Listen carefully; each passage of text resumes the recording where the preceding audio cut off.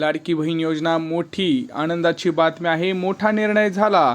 21-22 February 2 दिवस वाटप सुरू. 8वा हप्ता पैसे जमा व्हायला सुरुवात. लाडक्या बहिणींच्या खात्यामध्ये 21 रुपये आणि 830 रुपये हे असे दोन्ही मेसेज यायला सुरुवात झालेली आहे. आता त्याची यादीसुद्धा आलेली आहे. बघा, 15 जिल्हे आणि 5 बँकामध्ये हे जे पैसे आहेत ते सुरू झालेले आहेत. ते कोणत्या बँका आहेत, कोणते जिल्हे आहेत आपण पाहणार आहोत. सोबतच लाडक्या बहिणींना आता जे आहेत राहिलेले पैसे ते सुद्धा मिळणार आहेत. म्हणजे तुमचा इथून मागचे जे हप्ते राहिले असतील ते सगळे हप्ते सोबतच मिळणार आहेत. लाडक्या बहिणींसाठी अतिशय आनंदाची बातमी, कारण आता लाडक्या बहिणींची अखेर प्रतीक्षा ही संपलेली आहे.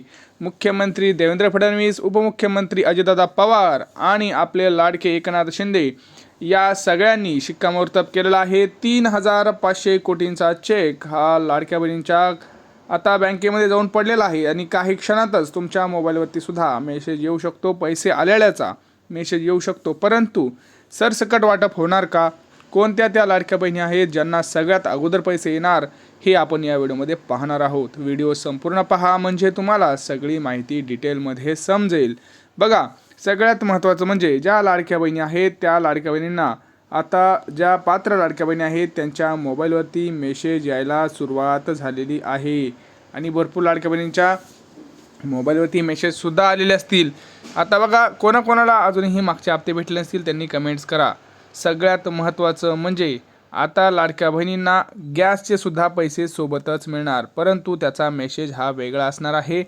खटाखट बटन दाबलेलं आहे. आता खटाखट पैसे लाडक्या बहिणींच्या खात्यावरती पडायला सुरुवात होणार आहे. तुम्ही मोबाईल तुमचं चेक करू शकताय. तुम्ही बघा, हा व्हिडिओ बघत असताना सुद्धा कदाचित तुमच्या मोबाईलवरती मेसेज येऊ शकतो किंवा हा व्हिडिओ पाहून झाल्यानंतर सुद्धा तुमच्या मोबाईलवरती मेसेज येऊ शकतो. सगळ्यात महत्त्वाचं 5 कामं जी तुम्हाला करायची आहेत, ज्याच्यामुळेच तुम्हाला पैसे येणार आहेत, ते कामं कोणती आहेत ही सुद्धा आपण बघणार आहोत. कारण स्वतः आदिती तटकरे मॅडम यांनी 5 नवीन नियम आता सांगितलेले आहेत. ते नियम खूप महत्त्वाचे आहेत, तरच तुम्हाला इथून पुढचे जे काही हप्ते असतील ते मिळणार आहेत. पहिला नियम बघा, सगळ्यात महत्त्वाचा पहिला नियम जो आहे तो म्हणजे आता तुमची EKYC दरवर्षी केली जाणार आहे. लाडकी बहीण योजनेसाठी तुम्हाला EKYC करावी लागणार आहे. कोठे आणि कशी करायची बघूयात. बघा, लाडकी बहीण योजनेची EKYC करायची म्हणजे काय, तर तुम्ही त्याच खऱ्याच पात्र लाभार्थी आहात का, तर याची पडताळणी करणे. तर ही पडताळणी कशी करणार आहे, तर ही पडताळणी करण्यासाठी तुम्हाला तुमच्या घरी लाडकी बहीण योजनेसाठी जे काही तुम्हाला पैसे येतात ते जी पडताळणी करण्यासाठी अंगणवाडी का सेविका ही तुमच्या घरी येऊन आणि तुमच्याकडे महिला व बालकल्याण विभागाचे एक अधिकारी असे मिळून गावोगावी ती त्यांच्या विभागानं ते तुमची पडताळणी करणार आहेत. त्या पडताळणीमध्ये जर काही त्यांना आढळलं तर तुमची EKYC कॅन्सल करून तुम्हाला यादीतून बाहेर काढलं जाणार आहे. आता दुसरं सगळ्यात महत्त्वाचं म्हणजे तुम्ही इतर कुठल्या योजनेचा लाभ तर घेत नाही आहेत ना, हे बघितलं जाईल. बघा, जसं संजय गांधी निराधार योजना आहे, अशा कुठल्या इतर योजनेचा लाभ घेतला जात आहे का हे चेक केलं जाणार आहे. तर आणि तरच तुम्हाला यादीत ठेवलं जाणार आहे, नाहीतर कुठलाही तुम्हाला आता इथून पुढे लाभ हा मिळणार नाही आहे, हे लक्षात घ्यायचं आहे. सोबतच लाडक्या बहिणींचं तिसरं म्हणजे काय, तर बघा, सगळ्यात महत्त्वाचं मी तुम्हाला सांगतोय, जे तुमचं रेशन कार्ड आहे ते सुद्धा चेक केलं जाईल. तुमचं रेशन कार्ड हे पिवळं आहे का किंवा केशरी आहे का हे सुद्धा चेक केलं जाईल, नाहीतर तिथं तुमचे जे पैसे येतात ते काढले जाऊ शकतात.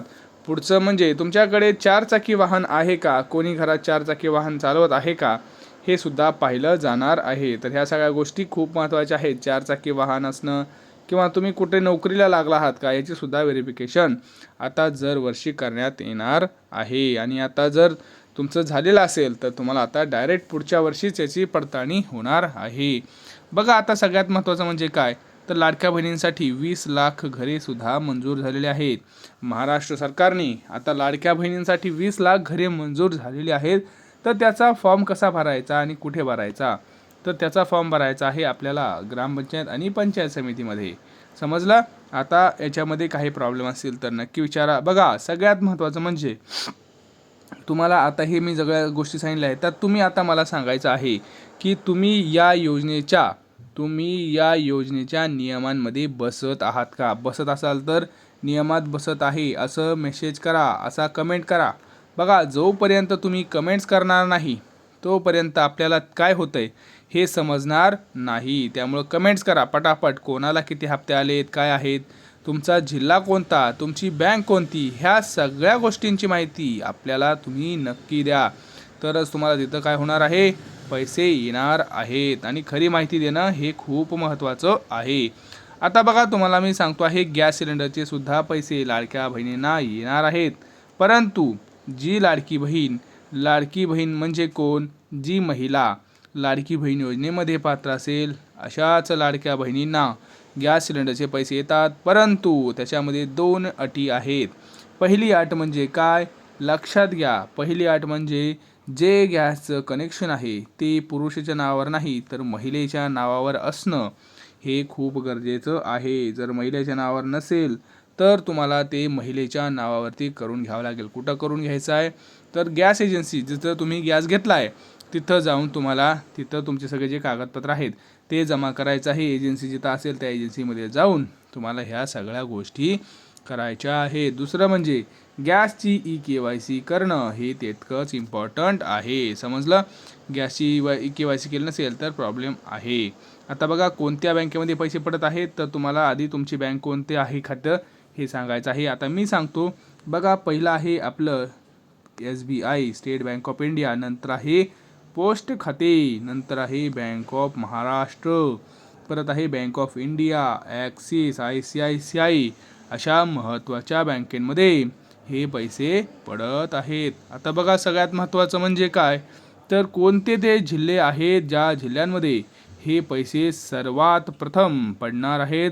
बघा, आपण पाहणार आहोत. आता ह्या वेळेसचा जो काही पैसे आहेत ते खूप चांगल्या पद्धतीने पडणार आहेत. म्हणजे आधी गरजू जिल्ह्यांना पैसे हे पडणार आहेत. तर तुम्ही बघू शकता, या टप्प्यामध्ये जेवढे जिल्हे आहेत ते जिल्हे सगळ्यात अगोदर येणार आहेत. कोणते, छत्रपती संभाजीनगर, जालना, पुढे जर आपण बघितलं लातूर, अजून जालना झालं आहे आपलं, बुलढाणा, अकोला, अमरावती, धुळे, तिकडे नाशिक, पुढे असंच रायगड, सातारा, सांगली, कोल्हापूर, पुणे आणि सोलापूर अशा महत्त्वाच्या जिल्ह्यांसारखं इथं वाटप हे होणार आहे. त्यामुळं सगळ्यात महत्त्वाचं म्हणजे काय, तर तुम्ही सगळे डॉक्युमेंट्स तयार ठेवणे, तुम्ही सगळ्या नियमांमध्ये बसत असणे, ह्या सगळ्या गोष्टी तुमच्याकडे असणं खूप गरजेचं आहे. तुमचा जिल्हा कोणता आहे, तुमची बँक कोणती आहे हे तुम्ही कमेंट्स करून सांगा. कारण काय करताय तुम्ही कमेंट्सच करत नाही. त्यामुळे लाडक्या बहिणींना पैसे पोचतात का, कोणत्या जिल्ह्यात पहिल्यांदा पैसे आले, कोणत्या जिल्ह्यात उशिरा पैसे येतात, हे आपल्याला काही समजत नाही. तसंच सरकारपर्यंतसुद्धा ही माहिती जात नाही. तुम्हाला जर वाटत असेल की सरकारपर्यंत तुमचा मेसेज जायला हवा तर हा व्हिडिओ जास्तीत जास्त लाडक्या बहिणींना शेअर करा. चला, भेटूया पुढच्या व्हिडिओमध्ये.